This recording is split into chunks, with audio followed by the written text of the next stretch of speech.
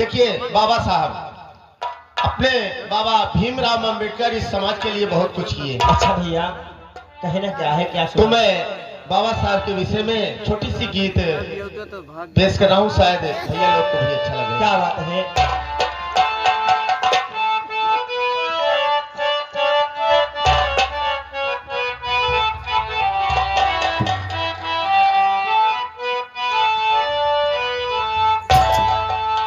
बाबा साहब जी की मोहनी वाली सूरतिया, बाबा साहब जी की मोहनी रही मूर्तिया, सूरतिया बिना देखई का मिली। बाबा साहब जी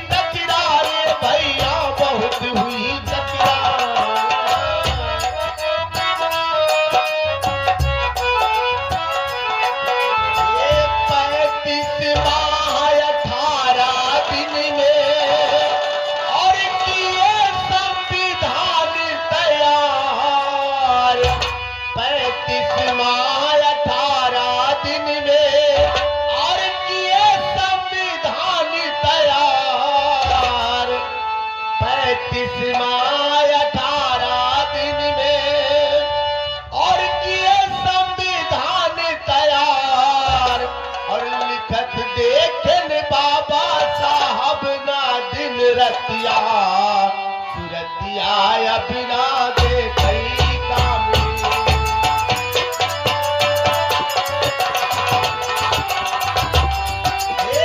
बिना देखई का मिली।